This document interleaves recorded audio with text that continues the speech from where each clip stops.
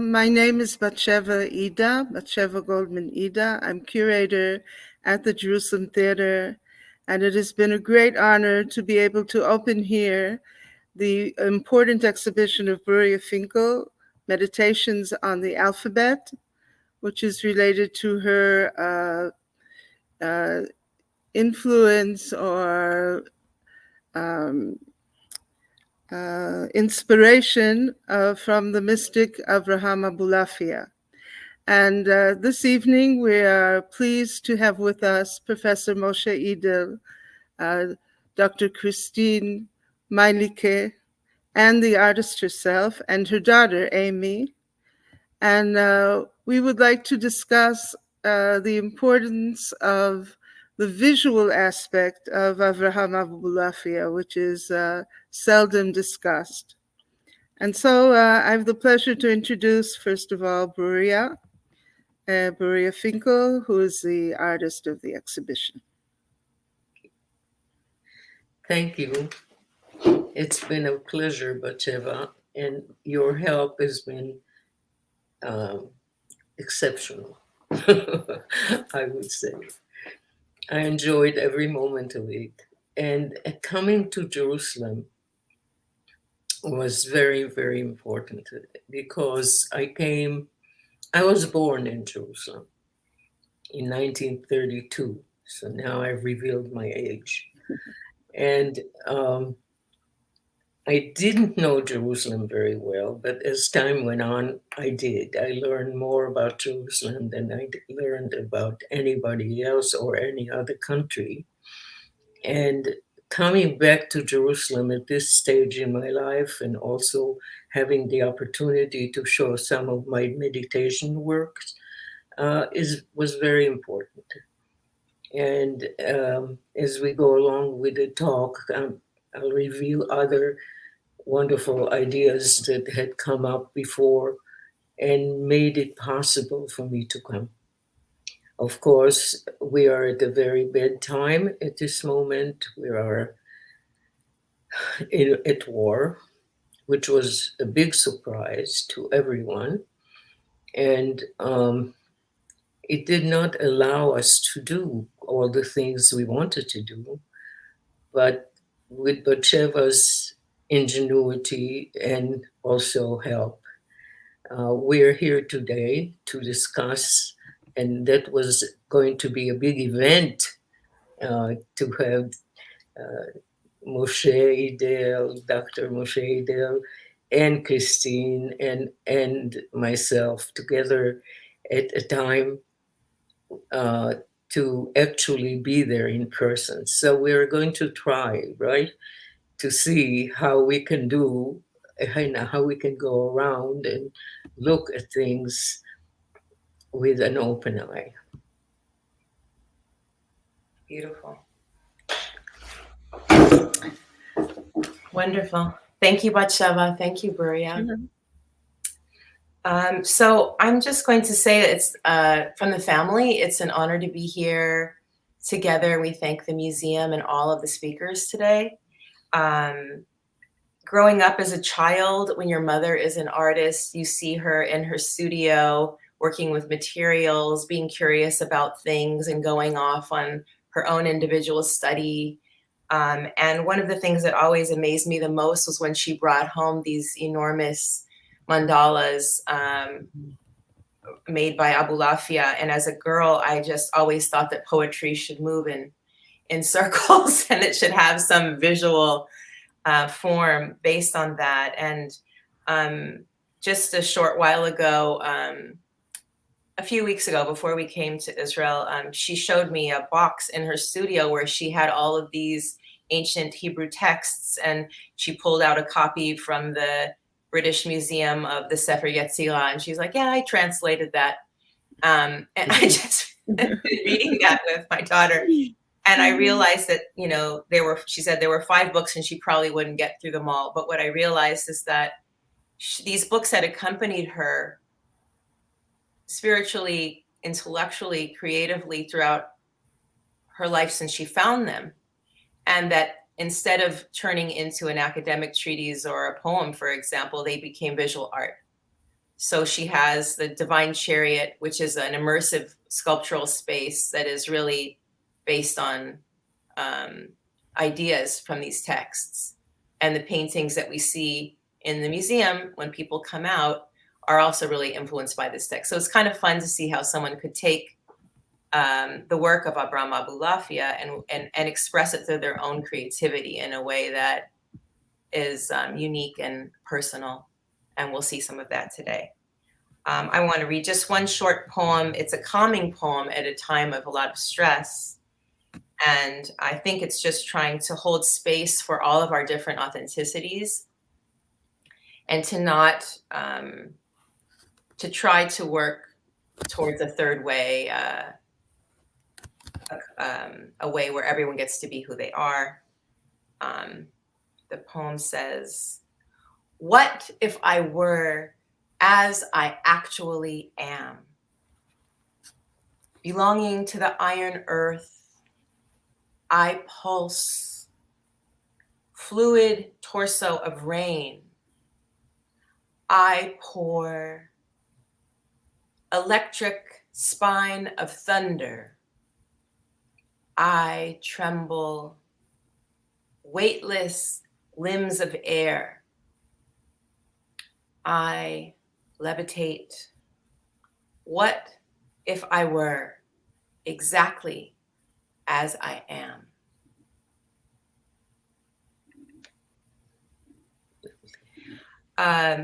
I'd like to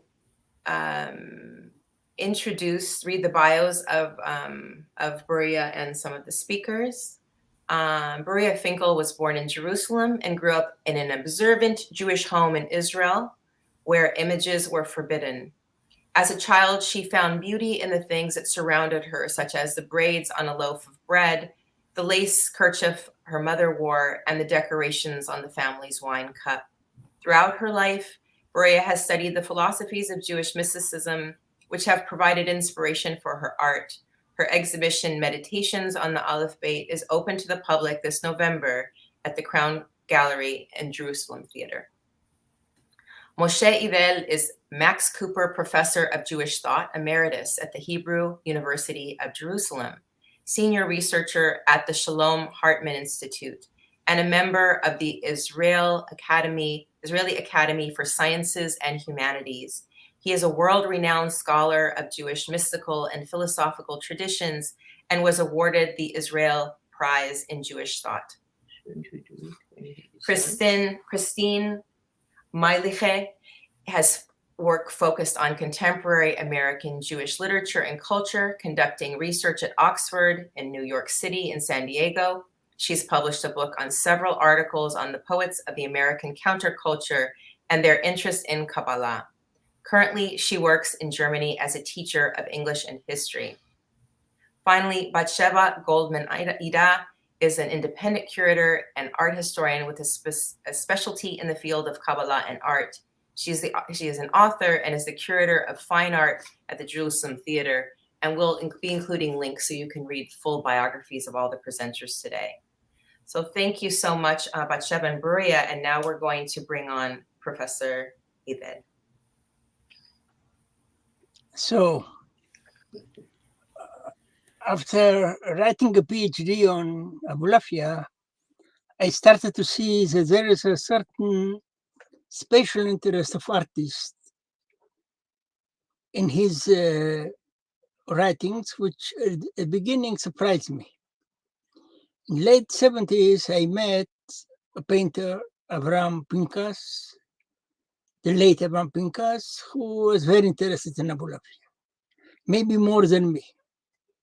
And then in the 80s, I met Bruria. And I started to think about why Abulafia attracted more attention than other Kabbalists. There are hundreds of Kabbalists. Nevertheless, very few artists or poets will write about them. For me, it was a quandary. And I'm not sure that I understand now, but I shall try to elaborate about this quandary. First, Abulafia, unlike many other Kabbalists, is not so concerned with Jewish commandments, mitzvot, which allows a secular type of audience and creators to adopt him without having the feeling that they are distorting. Given the fact that most of the artists I know were not observants, his type of Kabbalah was free of the constraints of the Jewish religion by and large. So that is a simple observation, but is, in my opinion, very, very important. The second one is that Abulafia combined, unlike most of the other Kabbalists, he combined the visual with the sonorous, meaning, as you may know, there are a lot of pictures, paintings, diagrams of the 10 Sfirot, hundreds. But they are consumed by people who meditate. They are looking at the structure of the 10 Sfirot, and whatever they are doing there, which is not so clear for me, because I don't believe there is one approach to looking to the 10 Sfirot, they may do it in silence. They don't have to read any text. Maybe there are texts written there on the diagrams, but the sonorous part is not important. Or at least we don't know for the time being about this dimension of transforming the tree of Sefirot into a sonorous entity. Abulafia is combining the two dimensions. First, there are a lot of combinations of letters. On the other side, the letters are meant to trigger a pronunciation of the combinations of letters. In themselves, the letters are less important in comparison to what we find in the trees of the Sfirot, or the precise place and the qualities of the different Sfirot are crucial. For Abulafia, you can combine many types of letters, which means that the visual is important, but is not quintessential, which means that someone must transcend the visual aspect by combining letters orally. The oral dimension for Abulafia is very, very important, despite the fact he was very liberal about what letters to combine, how to combine them, because he wrote different books about different techniques of combining letters. So there was nothing like a sacramental aspect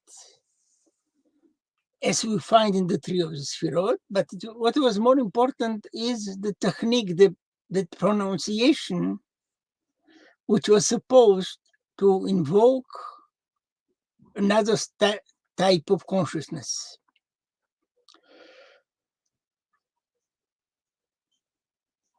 In addition to it, Abulafia wrote several poems.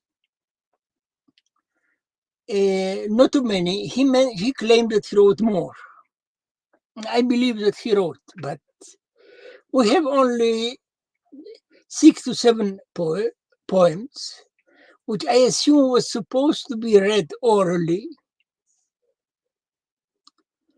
And some of them are of very sophisticated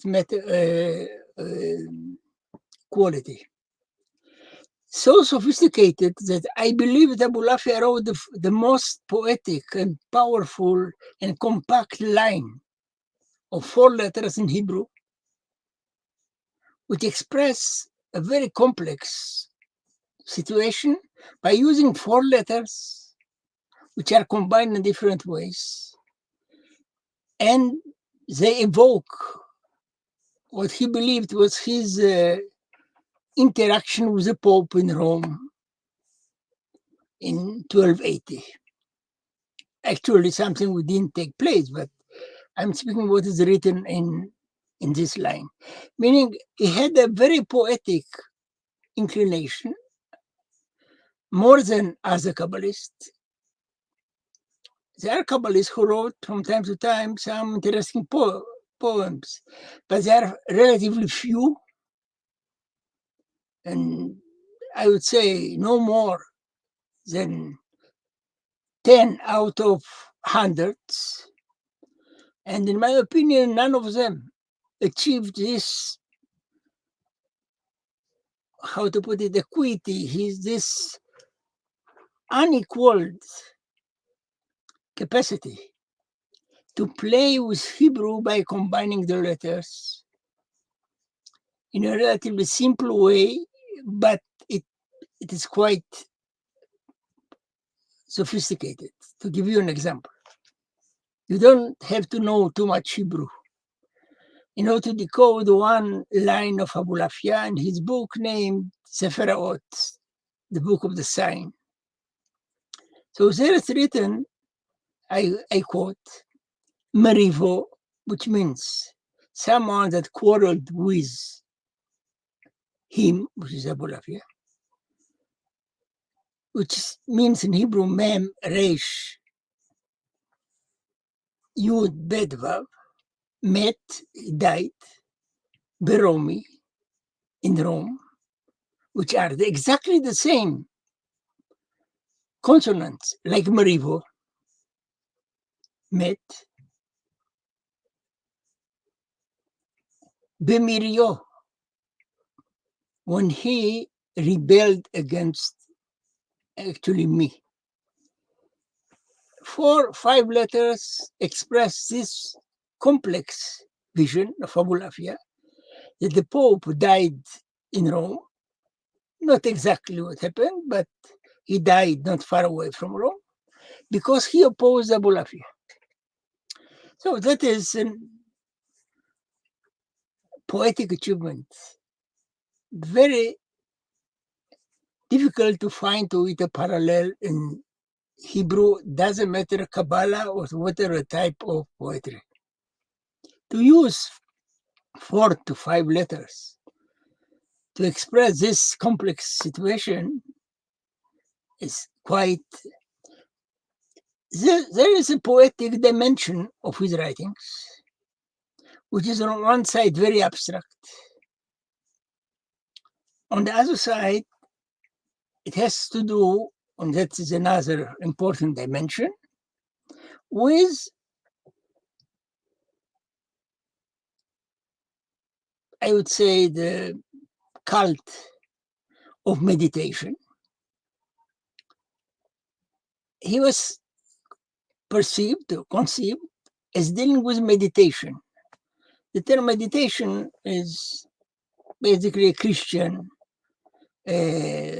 term, which deals with contemplation on a specific structure, an icon, basically.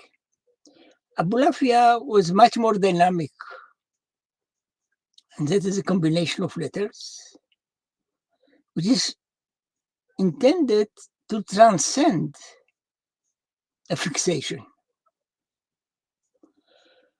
So Abulafia was in a way perceived in accordance to Christian mysticism or in accordance to Buddhistic meditation. When I met Bruria, I believe with that occasion, I have seen also Malibu. Then Malibu was a very important place. Meanwhile, it declined. Now in California, people are going to the Pico Boulevard which has something to do with Abulafia, not too much. Because Abulafia was, in a way, a Jewish substitute to transcendental meditation, to Buddhism, and to a small extent to Christian type of Kabbalah, and that is kind of mysticism, and that is one of the way of appropriation of a type of mysticism which is quite different. It's not my business to criticize this form or another of reception. Everyone can receive, however, where he would like, what part of Jewish tradition or non-Jewish tradition. However, I am fascinated much more with what I assume was Abulafia, and it's a very dynamic type of vocal techniques intended to transcend normal consciousness. I hope that I was clear in a short time to explain what is my fascination and what was the reception. Thank you very much. Yes, you were very clear. And I must say that this image that I'm going to show you, this little wheel here, has been a very important part of my understanding of Abulafia. Sof tochi, toch tochi, rosh tochi, sof sofi, sof oshi, toch sofi, toch oshi, rosh oshi, and rosh sofi. Then he creates another line which has to do, which as you talked about the sound, how the sound comes out.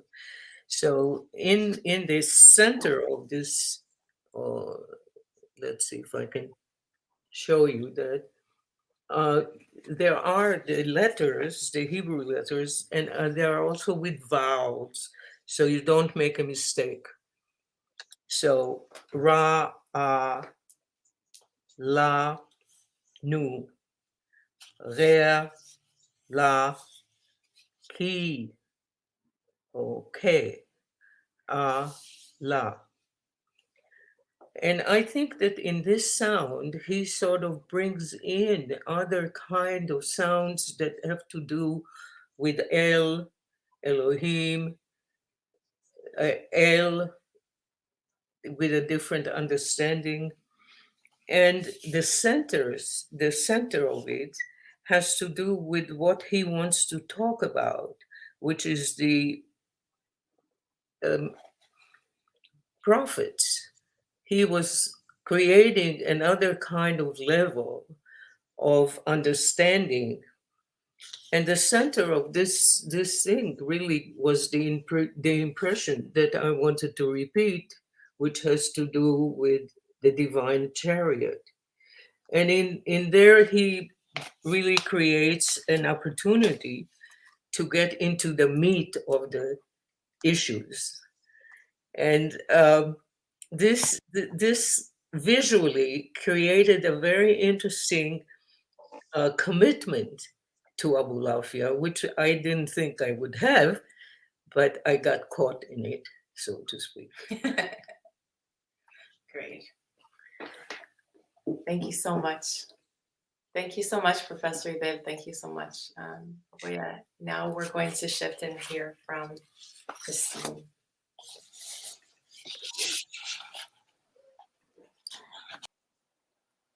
Hello. I would like to talk about how I met Bruria and how I got interested in her work.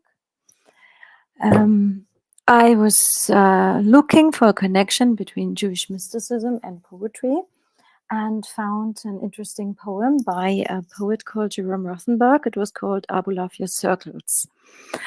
And I researched more and more, and I found a whole group of poets who were interested in similar kinds of work. One was Jack Hirschman, David Meltzer, and these poets who lived in California in the 1960s and 70s They worked together and published, David Meltzer published a very innovative magazine called Tree Magazine.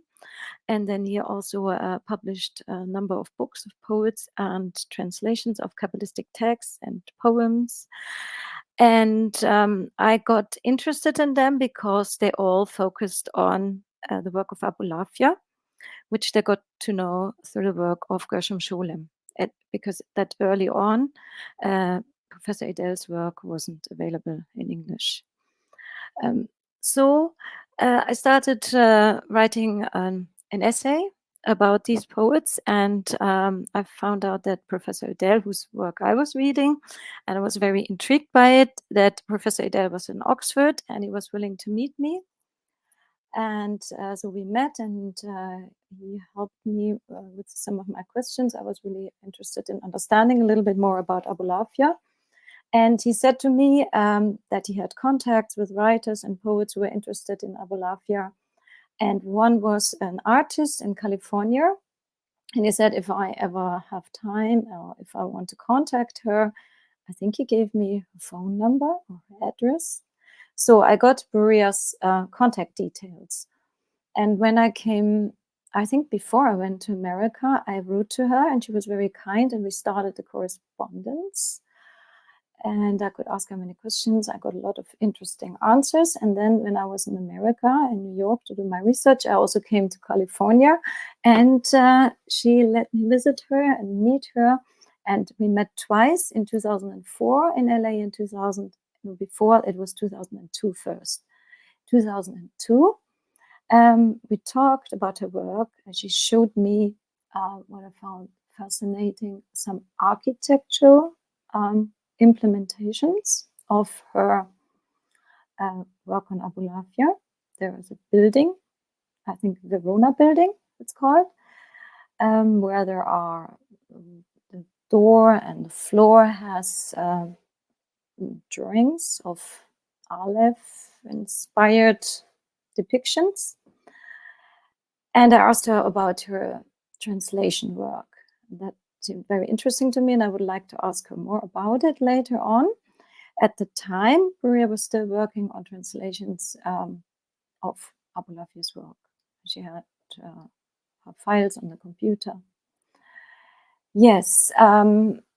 What interested me about this whole group, of which Bruria could be considered part, is how they reused or reinterpreted a medieval mystic's work. From what I understand, they all were secular to some extent and not observant Jewish people. And they used Abulafia in different ways, Abulafia inspired poetry, translations, editions of his work, poetics, which is also very interesting to read about. But Bruria stands out, and I want to talk about how she stands out in this whole group, which I called counterculture Kabbalists or Abulafians, or So she stands out because in that group she is an artist, and the others were writers and poets. And she's a visual artist. She's a woman. And she was a woman who had a family. And when she got involved with Abulafia, which was in the 1960s, from what I hear, she must just have had a baby. I think one baby and very small infant, and two other kids who were a bit older. So she was looking after 4 children and started doing translations, really complex translations. Yes, she also stands out because she's the only one who knows Hebrew, I guess. She is a native Hebrew speaker, but I guess not just that, she was willing to approach a medieval manuscript, and I don't think that's very easy. That's an additional quality that involves patience and feeling for language. And yes, you have to be persistent, I imagine. And also, whereas the other poets, especially Jack Hirschman, who was very involved in the beginning, whereas the other poets moved on to other subjects, she continued her engagement with Abulafia's work. And for many years, it took different forms and was transformed in paintings, drawings, and her sculptures that she talked about. So to me, it's a big piece of work, or maybe also something like concentric circles that keep coming out of her involvement with Abulafia. That's what I have to say. You know, it's really all like poetry, and translating the Sefer HaOt was really a pleasure. In a way, you asked me some questions about how did I manage all that and have children and have a husband and have a house and have my work and be involved in the community and all the rest of it. And at the time when I did it, it didn't feel as if I was imposing on myself. I might have been imposing on my family a little bit, in the sense that I was demanding of myself a lot. But also participating in issues of the day, which was a very important part. But I'm still on this little translation, which I wanted to share with you, and maybe Amy can read it. Can you read it, Amy? No. This portion that is... Engross yourself in truth's holy letters. Believe and know when you combine and permutate them. Begin at circle's outer rim, around and within, to what is at the end, to what is inside the center. Believe and know all the wheels are read this way. Circle the letters front and back with music. Start with pleasure and hurry and turn. Thank you. And I think now listening to you and listening to Dr. Moshe Idel, I think that this is almost the dance of life. The understanding of how you move from issue to issue, how do you move from event to event, creates the opportunity to really embrace the time and the moment of the creation. And it's interesting to me that at this moment in time, I'm doing more thing on Genesis, more artwork on Genesis than I've done the rest of my life. The meditation is part of the process that I go through. And it also begins with a work. I kind of never wanted to address it as a separate part of my work.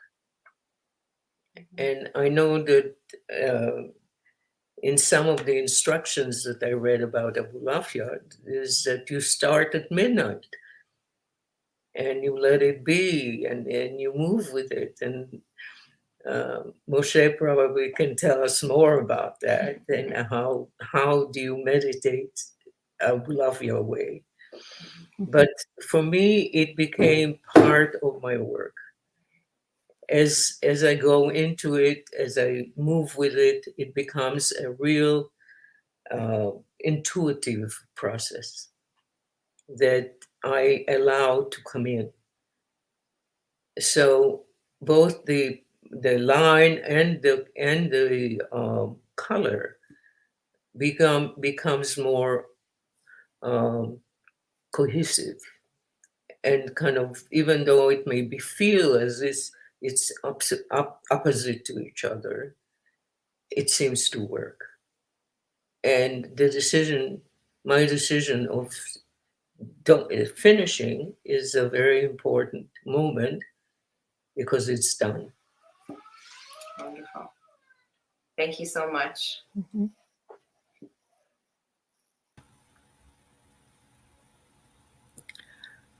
Okay, well, I look at Bruria's work from an art perspective, and I very much see in her meditations form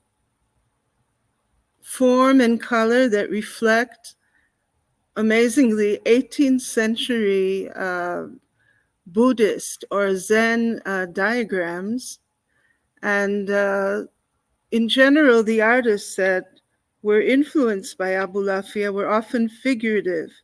And here we find in Bruria's work, as she said, the importance of color and line. The works are mainly abstract.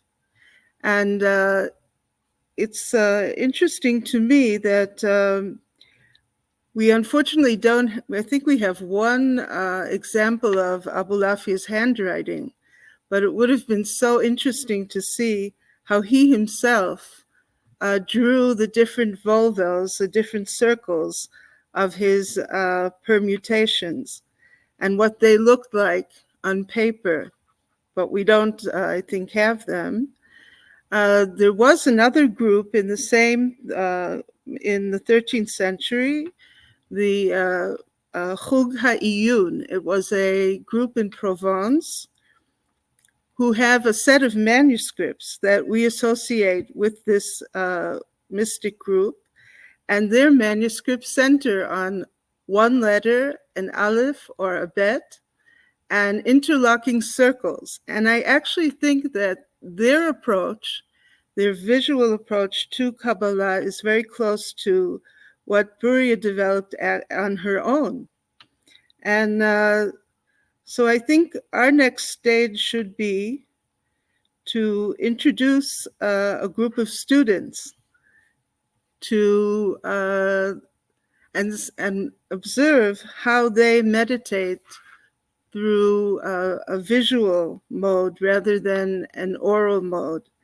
And especially today when so much of what we are exposed to is visual, I think that this could offer an opportunity to become closer to a kind of Jewish meditation that has been overlooked. Regarding Abulafia, I just have one more question for Professor Idel, that is it possible that his idea, his being a rebel and an iconoclast, was also something that affected the young poets and artists that were drawn to him? The very fact that his Kabbalah is not deeply interested in commandments means that he was a rebel. You don't have more. He was a rebel more than it, because he maintained that he is a Messiah and a prophet, which is another story for sure, rebellious aspects. But if we take the minimum, and that is the commandments are not at the center of his theory, in the domain of Kabbalah, that is a rebellious attitude. To this, he added his claim to be a prophet and a Messiah, which is for sure rebellious, and that costed him a lot. So the rebellious part, people are not, how to put it, well acquainted about this rebellious part up to this day. In my opinion, they are scholars attempting to put him more in the more, how to put it, accepted domain of Kabbalah. I believe first that he was bent. That is a fact. I believe that he criticized other Kabbalists more than anyone else ever. So, in my opinion, he is a sui generis type of Kabbalist, not just one more Kabbalist like many others. Yeah.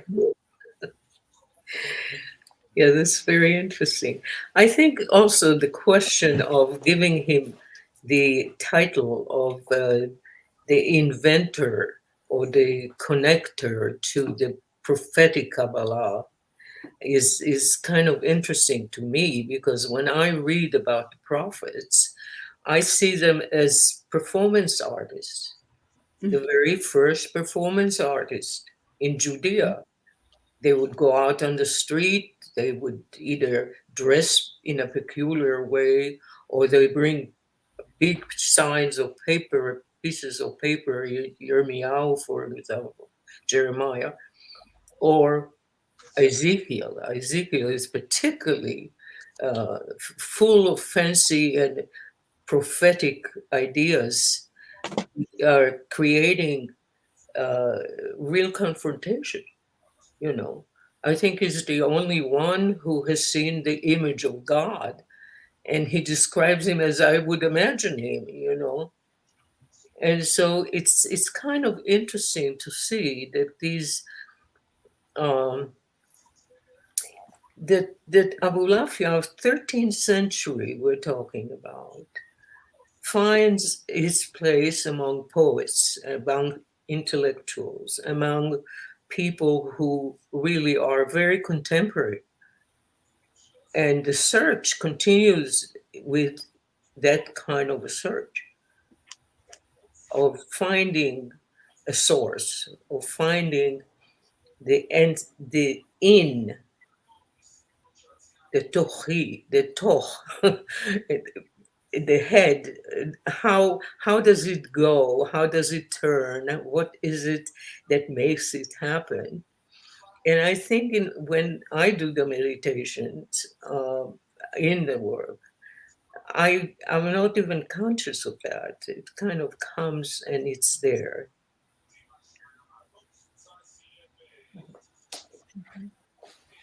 Beautiful. Well, now we're all here. If anyone has any provocations or questions for each other, this is a space we can have together to further discuss, if you would like. Well, I'd like to hear from Christine why she believes that the counterculture poets were drawn to mysticism. Well, what was their interest? Yeah, that's a good question. I think before they were drawn to Jewish mysticism, they were drawn to other forms of mysticism. Hirschman was, I think, interested in the occult as well, and in magic, because of the use of language and the power of language that it portrays. There are other poets, like precursors of certain type of writing, for example, Yeats, Irish poet, or William Blake. Certain types of poets that saw themselves in a hermetic or occult tradition, and those who were open to that. There's a poet, Robert Duncan, who was a friend of Milton's, and he brought the literature to Meltzer, and Meltzer took it to Hirschman. But yes, why I think in the counterculture there was generally an opening towards meditation, as Professor Idel said, a certain interpretation of meditation, maybe trance, interest in getting into a different states of mind in different ways. If not using drugs, one would be able to get there through different forms of meditation or ecstatic states of minds, and I think they wanted to explore that. And once they found somebody in the Jewish tradition, even if he was an outsider, then it was even more interesting. Who would be interested in these ecstatic states of mind? Yeah, I think that's one. Maybe, Bruria, you could tell us a little bit about the poets that you were in touch with. Something personal, maybe? My friend, my poet friend, Yeah. that was 1960s. It was very early, and I was very pregnant with Amy, and it was quite a while ago. And the thing that was interesting to me, in fact, I was asked to write some kind of a eulogy for Ruth, his Jack's wife, first wife, who is now in the process of dying. And I was thinking of the time that I met them. There was something very, very special in this meeting because it was as if glue came in and kind of held us together.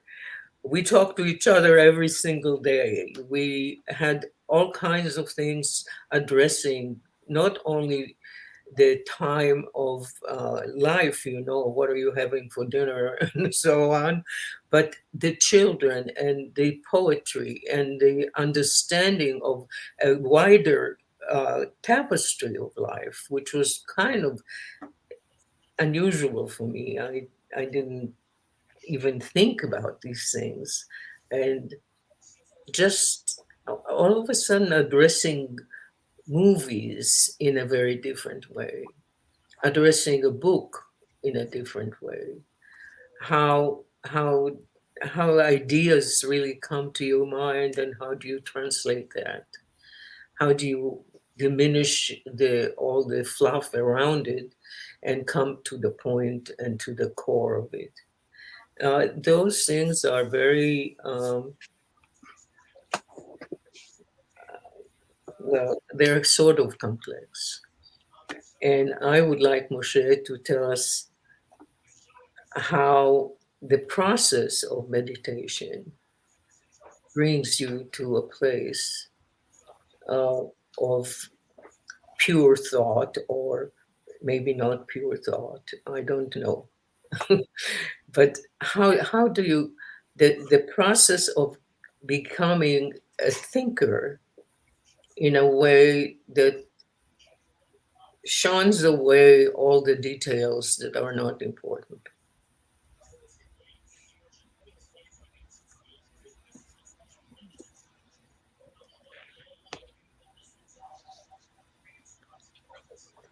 I don't know if he heard that.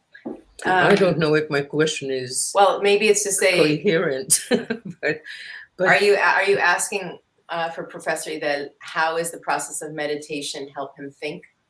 yes, how, and not only help you think, it brings you into a state of being that contributes into the life that you live. Look, my approach to Abulafia has nothing to do with, how to put it, the fashions around in the Western culture or renewal of the Jewish culture. It has to do very, very strictly and very dryly with a thinker of a certain century who was interesting, and for me it was enough. What was more important was the fact that he wrote a lot, and people didn't read, with the exception of Sholem, who read most of Abulafia in manuscripts. No one read Abulafia, even scholars of Kabbalah, up to this day, after the publication of Abulafia. For me, it was a challenge. Here you have someone who wrote a lot. It is quite interesting. People were deterred about the complexity of Abulafia. He's a very complex writer. That for me was enough. And it's enough even today for me that, to find one more text of Abulafia and to understand something better. I don't attempt to disseminate Abulafia or to help people to have a richer intellectual or spiritual life. That's their problem. That was my question. Was Christine? Did you have a question? Yes, I'm interested if any of you has practiced the permutation I never as a real form of meditation, or if Mr. Idel or knows anybody who's practicing it. I never practiced not Abulafia, neither other forms of meditation. But in New York, I met somebody belonging to. They were part of this. They were Haredi, but it was a rabbi, or not rabbi, but lived in Brooklyn. And I told him about this interest in Abulafia, and he mentioned that there are people in Jerusalem that are practicing this type of meditation. Yes, but I was too shy to follow up. And what can I do? I mean, I'm a woman, you know, this is a whole world of its own. Yeah. Look, I didn't practice. Yeah. Unlike, I must say, Sholem, on one of our discussions before he published it, in the second version of his autobiography, I was astonished that he told me that he practiced Abulafia at the beginning. And that you can find in the German. No, in the German first edition is not found. There's a German edition of 1977. Later on, 3 or 4 years later, someone translated Sholem's broader version where he mentioned it, but I heard it before while I was writing the PhD. He claimed, and that was his writing in his autobiography, that helped him to understand the Kabbalah better. So my understanding of Kabbalah is not as good as Sholem's. We can argue about that. There is a person, Christine, in Jerusalem right now. His name is Avraham Lieder. He's an American who lives in Israel. And I studied with him his version of Abulafia's sound meditation. And he has a whole group that he coaches, and it's, for me, it was interesting and important that there are gestures, there are head gestures associated with the sounds, and the meditation can go on for a long time, and the actual sounds are the phonetic vowels of the letters. In other words, the phonetic sounds, and then they're interspersed with the different letters. So you can have ba, ga, and then yeah, etc. And he's still, I'll be happy to send you his information. He still has a group working with him. And I think Professor Idel actually met a couple other groups like this in Brazil, no? Where was it that you found? Look, my view is not just a subjective view. That it's impossible on the basis of the information Abulafia gives to practice Abulafia. There are details we cannot find there,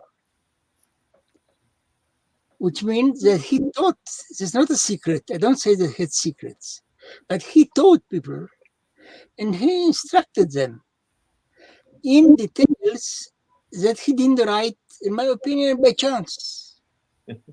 So someone claiming that he's practiced Abulafia is, to be very mild, an invention. So I'm telling you, after an attempt made with my friend Avram Pinkas to reconstruct the melodies of Abulafia with professors of musicology in Paris, you don't have enough information. He's saying high, how high? Low, how long? How long do you say? How many seconds? 1, 10, 20? All those very important details are not found So how can you claim that you practice abulafia when you don't know how high is high, and how low is low, and how long is long? So for me, it's a clear fact that you cannot reconstruct, not because there was a secret there. Simply, he taught his students orally, directly, and didn't write exactly. I don't know how could someone write then that long is 4 seconds.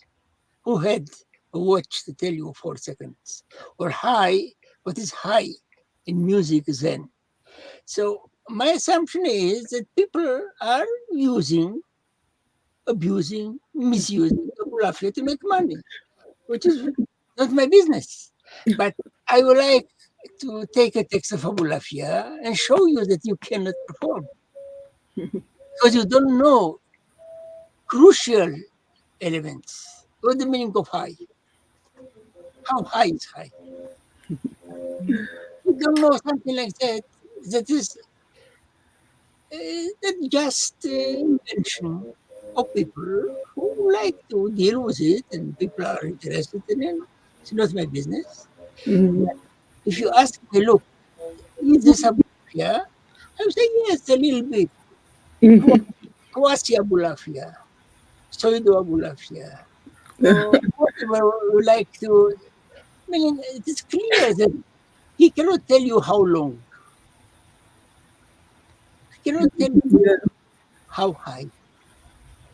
So you can imagine a melody that is disconnected to the basic dimensions of a melody.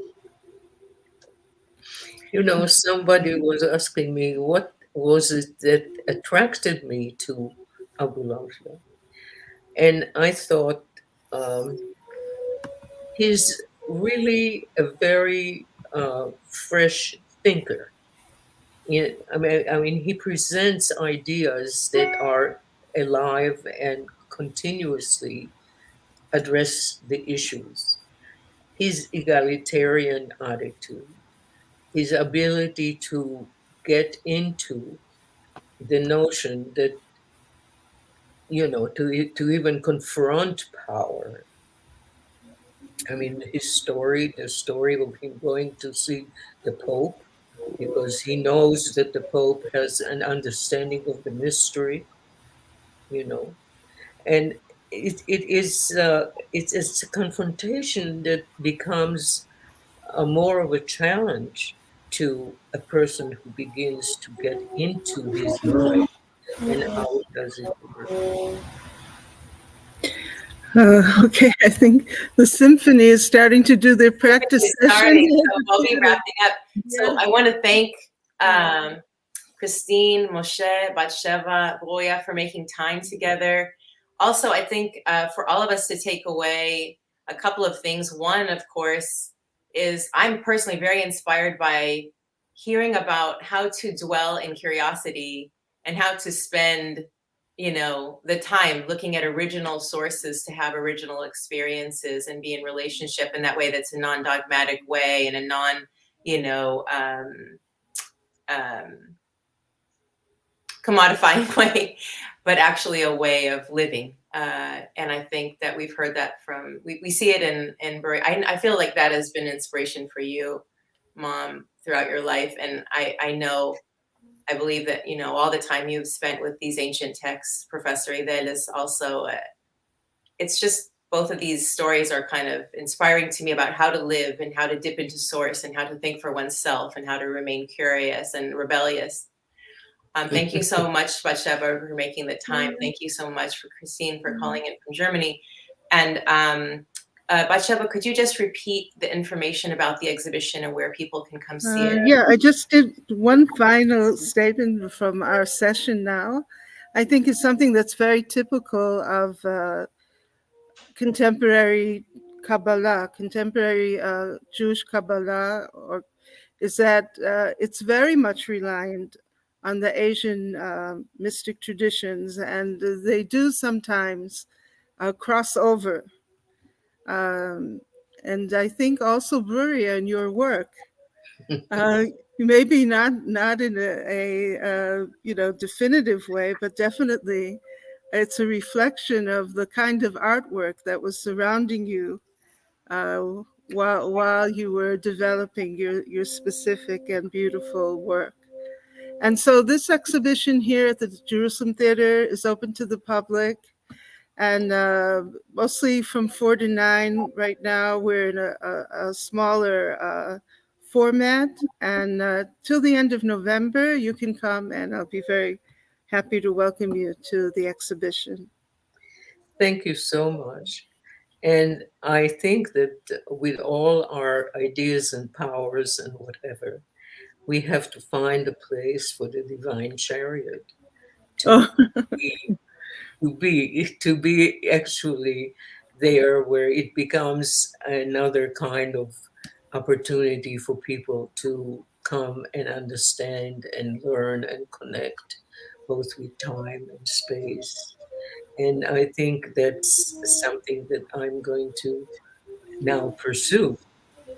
And any ideas that you have, I would be so delighted to partake. Thank you, everyone, so much. I wish you the peace and creativity and protection and love all around you. Thank you for this time together, everyone, and goodbye.